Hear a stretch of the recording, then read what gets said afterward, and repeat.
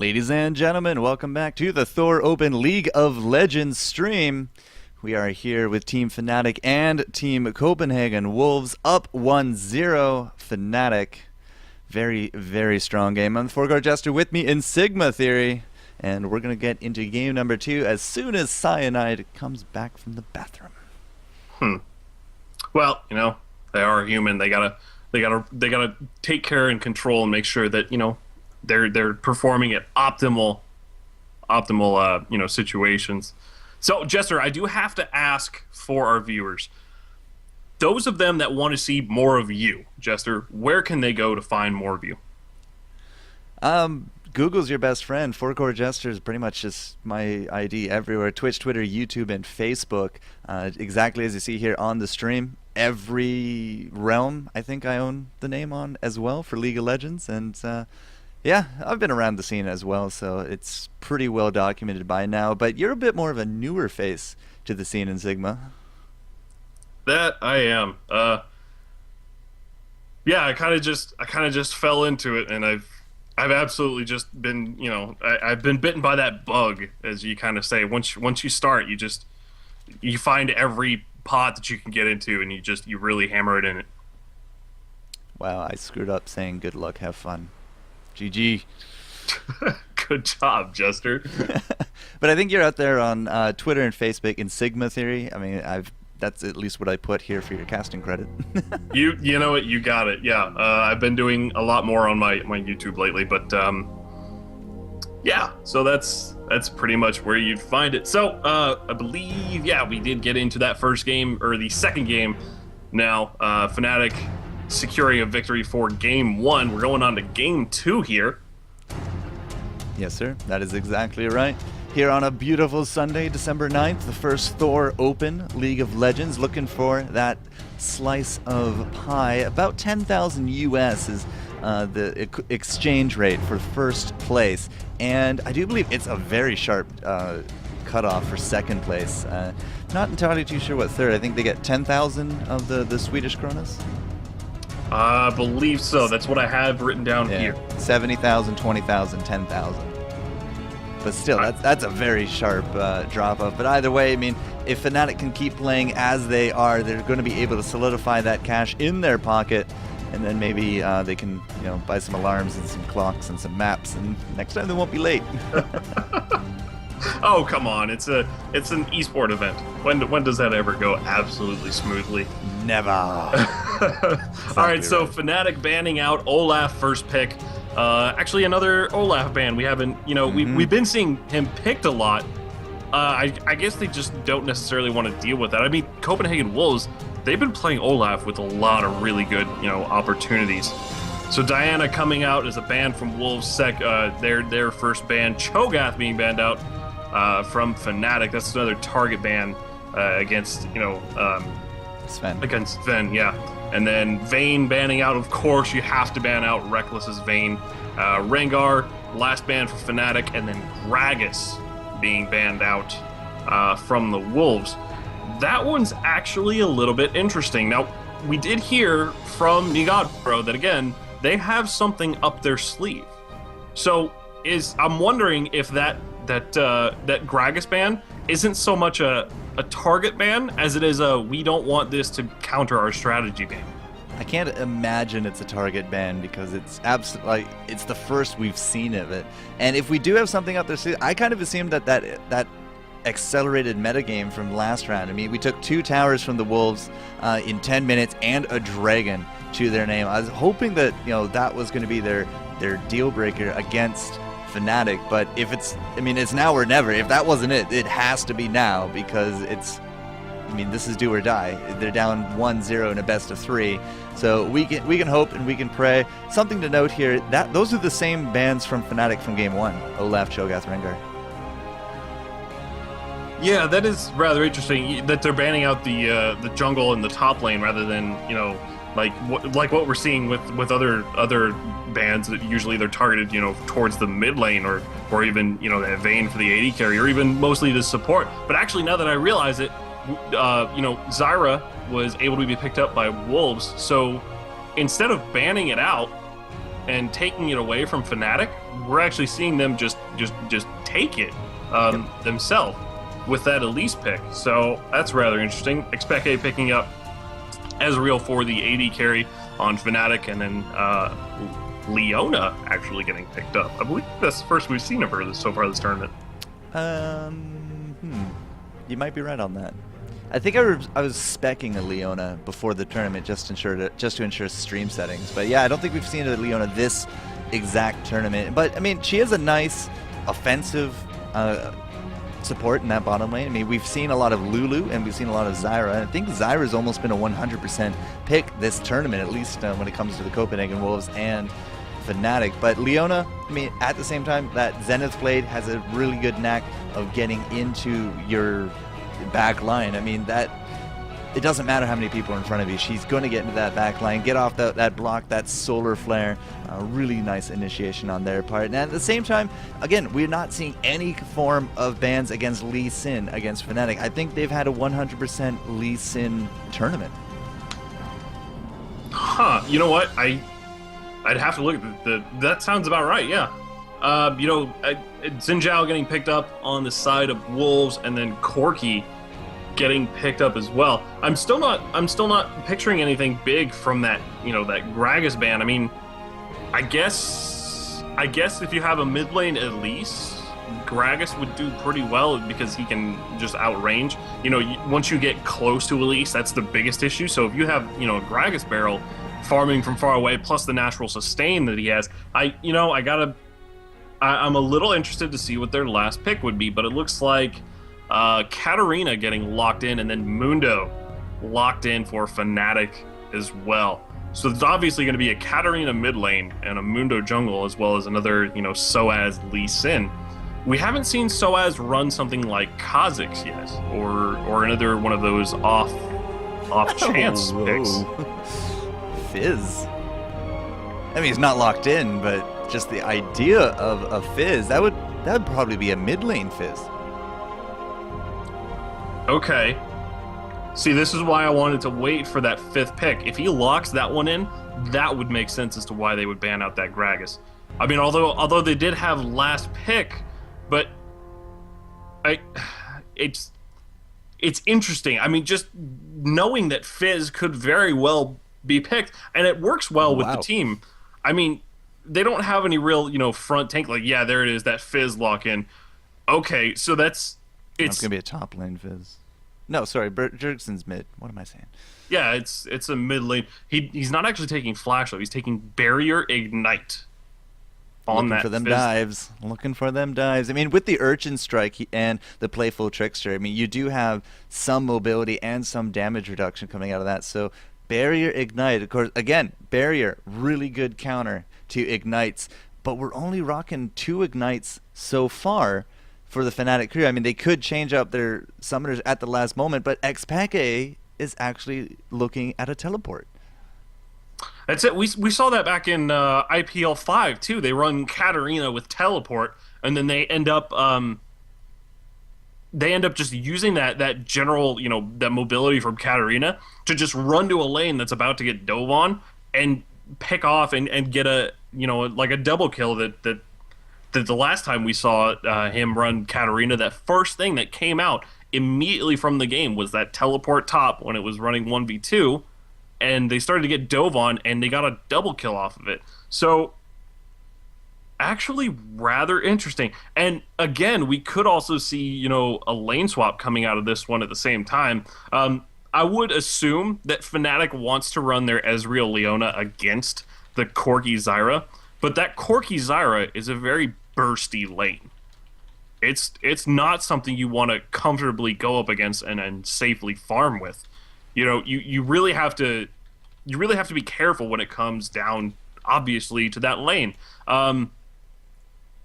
It's just that Fizz pick it's blowing my mind at this point. I cannot remember the last time we've seen Fizz in competitive play. Or any play.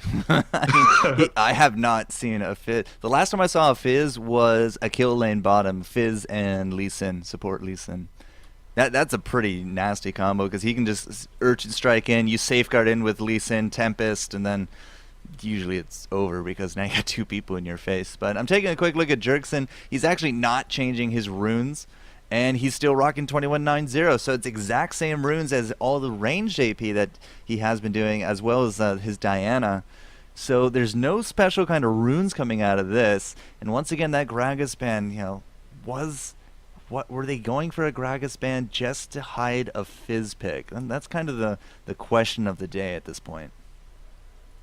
I would love to actually like talk to them and sit down and ask what that was about, because I mean it would make sense that if you did pick Fizz early on, Gragas is kind of one of the biggest issues with that, between not only his ult would really just displace a Fizz entirely, even if Fizz Urchin strikes in, you still got the ult to just completely destroy that positioning. But on top of that, you do have that range, and Fizz can't really get close enough. I mean, he's got to blow an Urchin strike and then the troll pole to just get close enough to Gragas to actually deal with that. So and then I don't know. It seems like the Fnatic's team is a little bit more, balanced, in the sense that they have, they have the tank, they have the initiator, they have, hard carries on both the mid lane and, as the AD carry. But it's not always, clearly going that route with, the meta is not always absolutely necessary. And I'm wondering if Wolves is actually just sticking up and going, let's go straight up for an early game win, because you have Xin Zhao, you have the Corki Zyra, burst lane, and even Fizz, he's still really strong, before level 6. He doesn't have to wait to get that shark for level 6 to actually be a big deal. Chum the Waters. Thinking about Chum the Waters, when you get people nice and bunched up, it is a really good spell, because just that AoE damage coming out. And they do have Zyra. I mean, they will be able to combine the Zyra ult with the Fizz. Not so much maybe Elise or Corki, and kind of Xin Zhao seems like it works against it, but either way, with that Crescent. Game number 2, Fnatic up 1-0. They're going to be on your blue side here. Wolves on your red, down that first game, and this is kind of their do or die situation. So, will this surprise Fizz pick with no flash, no exhaust, instead of barrier and ignite, can that help Wolves win the game against this superior Fnatic gameplay? It's gonna be close. I mean, obviously, when you pick something like Fizz and you don't take a flash, and you run 2 very aggressive summoner spells, you're planning on that being aggressive. Oops, Fnatic right now invading into the jungle. XL Winner actually spotting this one out. She did get a root off just in time and avoiding that Zenith Blade. Okay, so Fnatic here not actually super successful with this invade, but they are warding that one out as well. Yeah, making sure to keep tabs on the red buff. So it is going to be warded out. We do got that ping going down. We also have a ping now on the bush where Nigodbro is. And again, I got to be curious. Are we going to be seeing a little bit of a lane swap just to keep Nigodbro down? Because it worked extremely well last game. Yeah, I guess the Zyra, that's probably something you want to do. So I was actually tossing a Sonic Wave into that bush, and luckily there was that little spider there to take the brunt of that damage. So yeah, Fnatic's gonna have to turn around and not gonna be able to invade straight up onto this one. Well, no lane swap at least coming out from Fnatic, and Nigodbro is going to be staying up top. So N-Rated and Reckless will be in this bottom lane. So can we see that aggression and that bottom lane dominance from Leona and Ezreal? It looks like they're also going to be helping out Cyanide pick up his red first. So blue first here for the Wolves, red first for Mr. Mundo.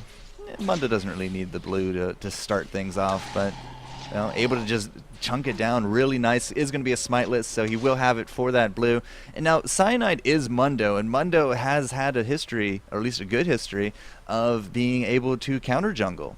Are we going to see something about that, or with the new Season 3 jungle, is he going to be just more in his own territory? Well, he didn't take the Hunter's Machete, so his clear time is going to be a little bit slow. But because he took that Cloth 5, he's going to be able to leave with a little bit more health after the total of it. So it's very possible for him to counter jungle. I mean, of course, you do have Xin Zhao right now, who did pick up that Hunter's Machete. He's clearing extremely quickly, and he didn't have his used his smite on that blue buff, or no, actually he didn't. He got a smiteless pull as well. So rather interesting. Yeah, it looks like Fnatic pinging down that red, knowing that Xin Zhao is there, and yeah. But because they know he's there, look at Soaz. He's just really putting on the pain to this top lane. Pain in the mid as well. Xpeke maybe not winning out that trade. We did get that ignite off, but we still have barrier here for Jerkson. So I wonder if we're going to see an all-in from him in the next few moments. I don't know, but bot lane right now, Zenith Blade going out on top of the Test and Winner. Both of them are extremely low. The ignite's just ticking away onto Corki. He's actually going to be able to make it out alive on this one. It's just all of them got aggressive at the exact same time. Maybe it's just these timings, man. It's just these timings. Jerkson's still able to hold up fairly well in the mid. Now, against Katarina, a manaless champion, he just has to keep eating a lot of the bouncing blades. But since they are both melee, every time that he does come into range, you see Fizz trying to just land that damage over time from his passive, which I believe he does have. Yeah, the Sea Stone Trident. He does have it skilled. Good. A little bit of damage over time that he keeps trying to apply just to trade out with Xpeke. But bouncing blades are something he's going to just have to keep eating at this point. Yeah, it's kind of a back and forth lane. I mean, neither clearly has a really huge advantage. Early on. Xpeke does have that ability. Urchin Strike popping in, trying to do some damage out to Xpeke, but he actually did take quite a bit in return for that. So, it's kind of going both ways. I mean, XL Winner actually had to leave the Test alone bottom lane, so Corki sitting at 24 CS to 25 coming in from Ezreal. But one thing I actually wanted to point out is N-Rated started the game with a Doran shield. Mm-hmm. Yeah, we've seen that before, actually.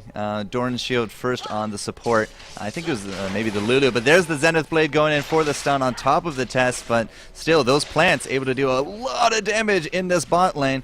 A possible gank up top from Sven's, but he's going to get just noticed by that ward. And again, Jerkson's still in this mid lane with Xpeke, still eating those bouncing blades.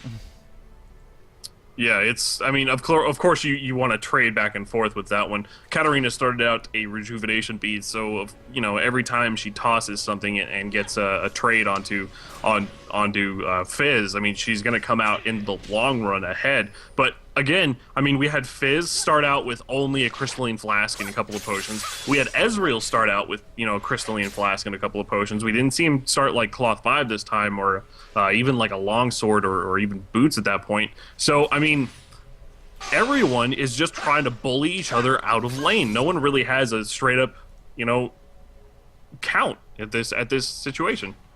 Well, the babysitting from Sven's in the mid is going to force Katarina back home. Katarina, because she did have a little bit of alone time in the mid, has taken a bit of a creep lead, but I got to point out again, Reckless bottom lane, 42 creeps to the 34 now of Corki, and they're consistently pushing it into the towers. So the Tess and XL Winner having a little bit of a rough time that bot lane.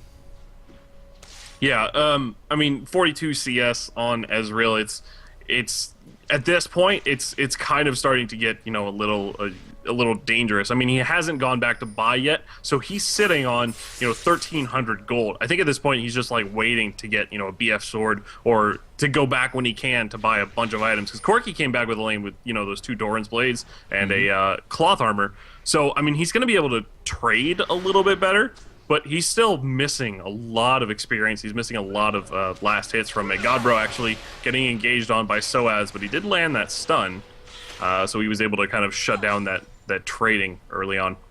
Yeah, if we get into that position where Lee Sin can just come out behind Godbro with that dragon kick into the creeps, it could be a bad time for him. But of course, Elise is that spider, can just go up into the ceiling, so to speak, of the game and just reposition herself accordingly. But still, mid lane, creeps have been fairly back and forth. They're pretty much just on par with each other. Katarina a little bit behind just due to the timings of when she went back versus Jerkson. But Jerkson again, just landing that damage over time with the Urchin Strike. And still, a lot of potions, a lot of flasks coming out of him. He did return to lane Doran's and the Boots of Speed, whereas we just went again for the Sork Shoes, Xpeke. He seems to still be much more that Season 2 mentality quality. Pick up the boots too before anything else. Yeah, and it's not a terribly bad idea either, because especially when you're running like a teleport Katarina, you want to move around the map quickly if you have to, and even if you want to get away from, you know, a Fizz, Fizz obviously doesn't have any really big skill shots besides his ult. I mean, it's not something you normally see, but having that magic penetration, I mean, come out from the boots, that's really probably the most important part. Sneaky, sneaky. We got Sven's current down here. We do got a ping down on top of it, and the Mystic Shot should be enough to reveal that Sven is in there throwing down, looking for that root, but I think we're just going to end up wasting Sven's time more than anything, because we did have that ping going down, so Fnatic is aware of it. Good attempt, though. Still looking for this first blood 8 minutes into the game. Gold is relatively even as we just keep trading off farm. Again, though, I gotta say, Reckless just really on point with his last hits. Yeah, and no one's been blowing any like major summoner spells either. They want, you know, clearly you want someone on, you know, your team to get that first blood, but Godbro actually engaging on top of Soaz. Soaz taking quite a bit of damage, but he's going to have to pull back off of this one as well. And we do have one potion, and of course that Dorn's as well, blocking out with the defensive mastery. Soaz, however, not the best of moves. Has to use that Dragon Kick to get back out, but A-okay. No deaths as of yet. I don't foresee an all-in coming out from Godbro, because he could get bursted down. Once again, going for that just damaging bruiser type on Lee Sin. Mid lane, however, Jerkson is not going to get the best of that exchange either. Chum the Waters versus Death Lotus, you really got to time that out well. Yeah, you need to make sure you get that Chum out early enough and land it onto Katarina, because if you can't get that, you really don't have a way to shut down her ult. And Rated taking a lot of damage in this bot lane as well, just auto attacks as well as the Zyra harass, so he's going to have to pot back up. If he does want to jump into this, it has to be an extremely well-placed Solar Flare to get off that stun. But Cyanide could be in a little bit of trouble. It is found out by Svens. Here comes Xpeke as well. Cyanide having to use that regeneration, but looks like he's going to be alright as well. Elise coming down, so is Soaz. So now we could have a nice little 3-on-3. Sven going to be going in with the Crescent Slash, looking for the kill on top of Xpeke. Did not grab it, but Godbro is going to be jumping in, looking for that flash. The Death Lotus, however, will pick up that first blood from Xpeke. Really good reaction time from both teams there. Sven just going to be trying to get on out of this, but Jerkson jumps in with that Ignite. Will it not get the kill? So low hit points, and that's going to be a nice 2-0. Bottom lane, however, is going to keep on with the action. XL Winner does drop. Or no, sorry, the other way around. XL Winner, no, he did drop. That's cool. And so will the Wolf. Oh, look at that barrier. Beautiful barrier. Reckless, however, says he's going to have none of that. You know, in a span of 10 minutes, we almost saw no really big, you know, kills happen. But as soon as Mundo got caught out inside that jungle, and top lane and mid from both teams had to come down to deal it out. I mean, Elise got caught out for a second. That Chum the Water came into the fight, and it didn't actually latch onto anyone, so they were able to make it out in time. Elise just overcommitted onto a Katarina. I think he expected Katarina to have already blown his ult at that point, but it clearly wasn't enough for them to trade that one out. So, you know, Wolves did come really, really far behind into that trade. So right now, 15,700 gold for Fnatic's, 12,800 for the Wolves. I think the big problem there was that Chum the Waters, I mean, we had the Crescent Strike go off, and then we had the Chum actually missing Fnatic. I mean, that could have been really the big deal breaker right there. But Jerkson is able to land it here on top of Xpeke, throws down that ward, is able to get off the Shunpo, and at the same time the Fnatic team is visiting that Dragon. I think they're just counter warding. Does not look like they're actually engaging in on it. But still, within 10 minutes, almost no kills. Then all of a sudden, Fnatic 4 kills, no problem. Jerkson with that barrier is going to have to use the Playful Trickster, try to get on out of that. The Shunpo is enough to get the kill for Soaz, because both the top laners have come mid once more. That's just going to keep adding here to the kill lead for Fnatic. At this point, I mean, obviously Wolves is kind of in a bad situation. They're on tilt from that last game, Winner taking a really bad cleaver, but Cyanide having to blow his ult. I mean, obviously Wolves is on tilt, and this isn't a situation where you clearly want to be, but they're not so far behind that, you know, this is something that we're seeing stop really early. I mean, we're 12 minutes into the game and we've only really seen, you know, the 5 kills. It's not really all that much considering what we've been dealing with so far this tournament. Still 5-0 though, and especially if you are on tilt, I mean, you just look at that score and your morale just kind of sinks a little bit. It's just like, you know, such an important game and we're down 5-0. I mean, either you got to step up or you're going to fold. And hopefully, Wolves are going to be stepping up to the pressure. Now, Jerkson, however, oh, was that stolen? It looked, actually, that yes. was beautiful. Reckless actually did get that blue buff with his true shot barrage. Holy cow, that was... I didn't even actually expect that one to happen. I looked at it, was like, nah, that's totally not going to... Whoa. Yep. He landed that.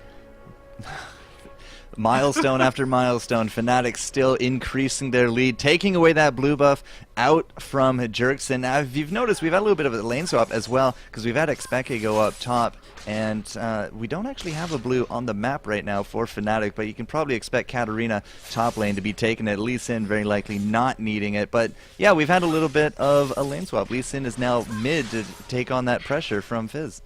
You know, neither lane was really truly getting anywhere. When you play something like, you know, a Lee Sin or a Katarina, it's not good enough to just trade in the lane. It's not good enough to just equally farm. You really need to shut the other lanes down. So when they switched that one out, I think that was the idea, that they wanted to shut down both, you know, Elise and Fizz rather than just one of them. Well, Elise has actually been keeping up with the creeps, 108 to the 116 there of Lee Sin, but still 2 kills over top of her.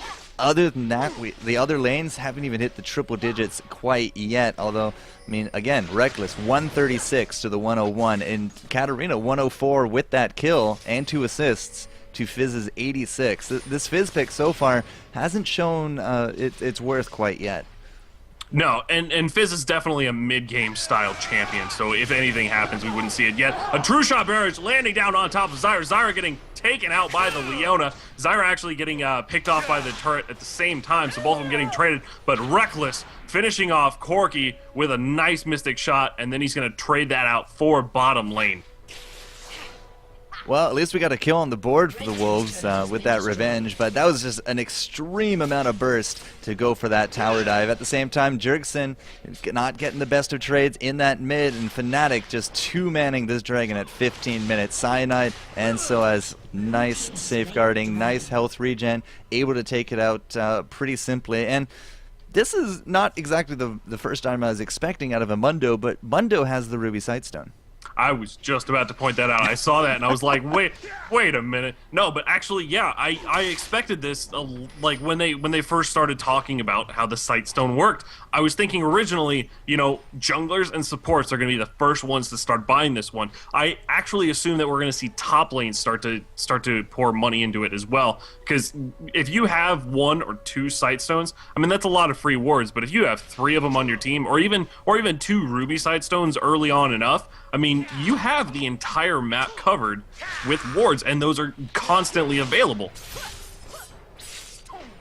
I mean, yeah, Season 3 is bringing a lot of changes to the way that we traditionally do view, you know, the roles of the supports and everything, but we're going to have to see if we're going to see more and more teams as time goes on, if they do indeed pick up multiple Sightstones per team. But either way, Cyanide has done a pretty good job of just warding all the various objectives. Look at that Zenith Blade landing on top of the test, but he's able to Valkyrie on out of that. And Nigodro coming in there, chum the waters as well. Jerkson, however, looking for that kill, eventually will get the Reckless, but he does drop for it, and look at the death on top of Wolves. Is that an ace? No, it's not quite an ace. Nigodro still alive, 69 hit points and counting. He's well on his way to running for his life. Look at that, Lee Sin does Lee Sin have any wards? No, he doesn't.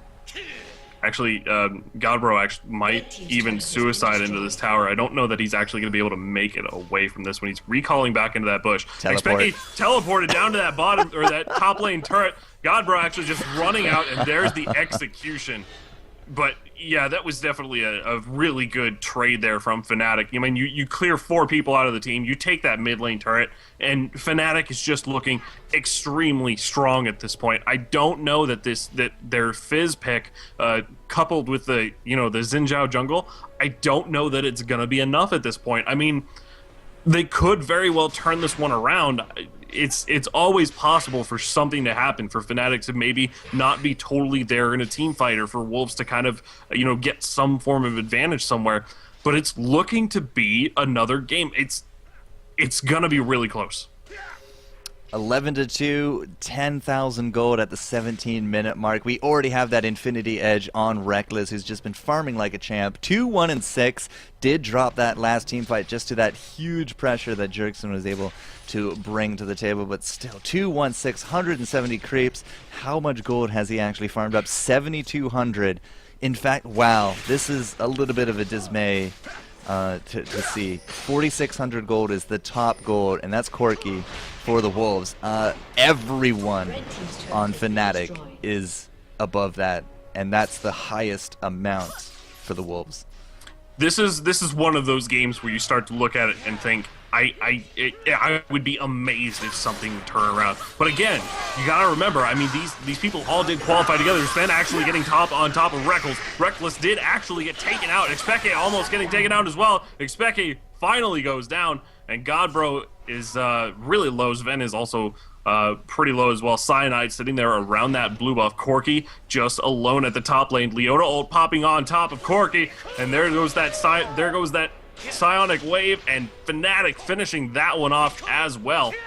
Cyanide actually smiting the blue over that wall. Bjergsen actually using that troll pole, popping back over the wall, almost juking this one, but Cyanide was ready for that and finishing off that one from Wolves. So what might have looked like a 2-for-0 exchange instead became a 2-for-2. Soaz, however, does look to be in a little bit of trouble. Really good safeguard, but here comes Elise with that last, I think that was her Q. Yeah, Venomous Spite, able to pick that one up. So 2-for-3, but still, Cyanide putting up this big pressure bottom lane, was able to, as you say, smite out that blue, which is a fantastic move for Fnatic, and they're going to be ending up, taking another tower. We're at 5 towers to the 0 here of the Wolves, and just, throwing insult to injury. We had the True Shot Barrage go down on top of the Wraiths that we had Sven actually trying to farm out.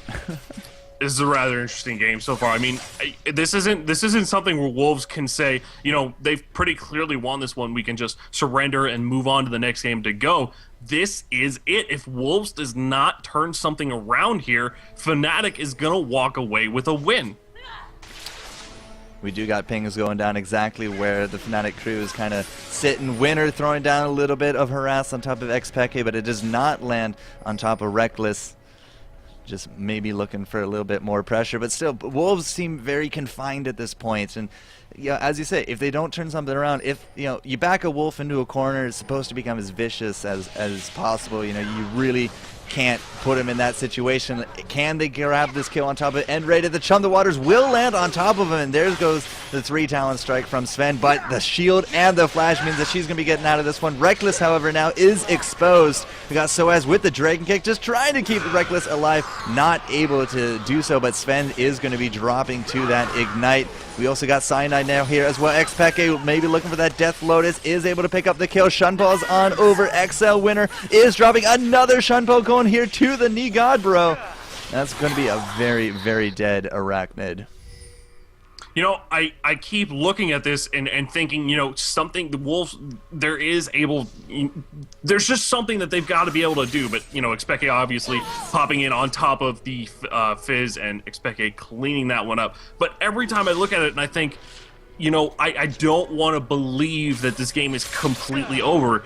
But Fnatic is just wiping the floor with them. They're completely working together as a team. Every engage, they start at the exact right time, and they disengage properly every single time. They turn it around.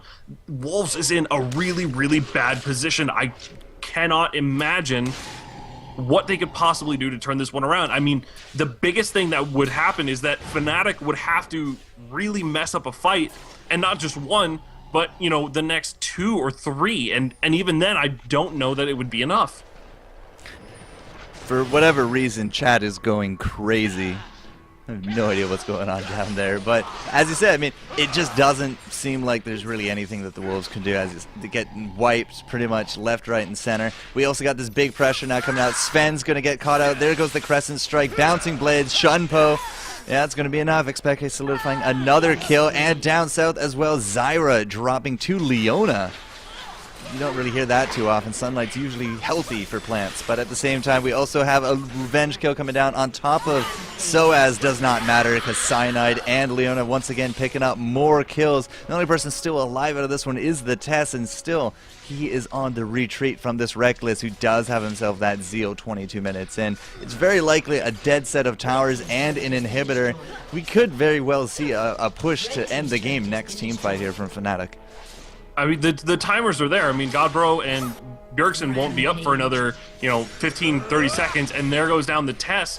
It's going to be a 3v3 no matter which way they look at it, and obviously you've got Reckless just free pushing that top lane. Yeah, he's going to have to turn that around, and GG comes in. Fnatic goes home with the win from the Thor Open. $10,000 in their pocket. They did not drop a single game. The round robin, 5 rounds, 4-0. Sorry, yeah, 4 rounds, 4-0. Semifinals against Mouse, 2-0. Finals against Wolves, 2-0. I wish I had champion music at this point because I would be playing the hell out of it for the Season 1 champions. And again, they are just in supremely strong form. Ever since they won DreamHack, they came second place, only losing out to World Elite just a little bit at IPL 6, and now they're coming into the Thor Open, and they don't lose a single game. I gotta say, impressive stuff from the Fnatic crew. They should be very happy with this win. Without a doubt. I mean, they've just been looking so strong lately, and it's not even just, a few events. Fnatic has just been on the ball. No matter what happens, they're always working together. And I gotta say, as a spectator, as a caster, as someone that just wants to be involved with the competitive scene more, this is what I want to see out of these top pro teams. They mesh so well together, and I can't drive this point home enough. They know exactly what each others are going to do at any point. They know it because they play so much together. And I gotta give it to Fnatic. They've just been absolutely dominating. Apparently I said IPL 6 and you didn't correct me, so I'm blaming you on that one. I'm not going to correct my fellow caster. That's just rude. I was hoping nobody else would see that. Oh, don't worry. There's always people catching that. 23-minute win. Very impressive stuff. Either way, they go home with 70,000 Swedish kronas. I like to call them the SEKS, S-E-K-S. Good times here, though, at the Thor Open, League of Legends first annual, guys. So, hey, if you liked what they were able to do here for League of Legends, make sure you hit up these sponsors. You hit up Thor at the Thor Open. Find them out. Give them your support, and they might come back with another tournament for you guys. So, very impressive stuff coming out from them. Congratulations once again, Fnatic, 2-0. Pretty much everyone here. And that's going to be it for us here in, let's see if I got this right, Kistamasan, Stockholm. I've been the FourCourtJester. You can find me out there, Twitch, Twitter, YouTube, and Facebook. Where can people find you there, Mr. Insigma? You know what? It's got to be the same thing. Just type in Sigma Theory into Google, and you're going to come back with my Twitch. You're going to come back with my YouTube. My Twitter is where everything that I do gets absolutely posted. I've even got a Facebook I'm starting to use a lot now, too. So, head on over to Facebook, type in Sigma Theory. That's exactly what you're going to find. Again,